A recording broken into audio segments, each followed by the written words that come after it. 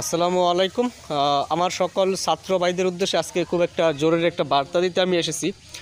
সেটা হচ্ছে কোনটা, এখন রাস্তাঘাটের যে রাস্তার যে দায়িত্ব বা ট্রাফিকের যে যে দায়িত্বটা বা যানজট নিরসন কর্মীদের যে দায়িত্বটা, এটা কিন্তু আমাদের কিন্তু ছাত্রছাত্রী ভাই বোনেরা কিন্তু এটা কিন্তু এখন ম্যানেজ করতেছে। এই জিনিসটা তারা হ্যান্ডেল করতেছে, খুব সুন্দরভাবে হ্যান্ডেল করতেছে এবং নিয়মের ভেতর সবাইকে রাখছে, কোনো প্রকার জরিমানা করতেছে না সেখানে।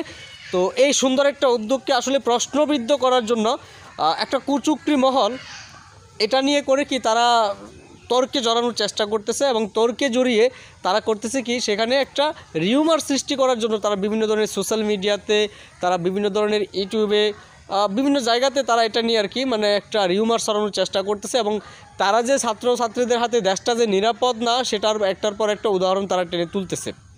তো এইখানে আমি আমার সমস্ত ছাত্রছাত্রী ভাই বোনদেরকে বলবো, যারা এখন বর্তমানে ট্রাফিকের দায়িত্বে আসো কিংবা যানজট নিরসন কর্মী হিসেবে যারা আসো আর কি, তো তোমাদের কাছে আমার একটা বিশেষ অনুরোধ, সেটা হচ্ছে কোনটা, কারোর সাথে কোনো প্রকার তর্কে জড়াবে না।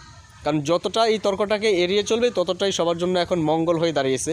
কেননা ওই কুচুকরি মহলটা কিন্তু চাচ্ছে যে তোমাদের নামে বদনাম করতে, অর্থাৎ সমস্ত আন্দোলনকারীদের নামে বদনাম করতে এবং তাদেরকে মানে তাদের সাথে হেই করার চেষ্টা করতেছে। তো কাজেই সকালে সাবধান থাকো, ভালো থাকো।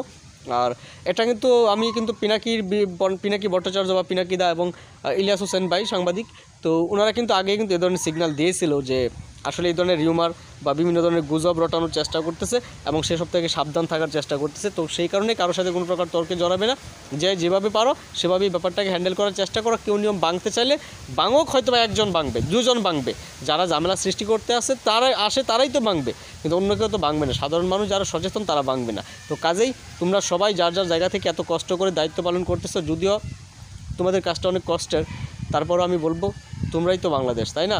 আমিই বাংলাদেশ, এই বিশ্বাসটা নিয়েই এগিয়ে চলো। তোমাদের জন্য রইল সকলের জন্য শুভকামনা এবং ভালোবাসা। আসসালামু আলাইকুম।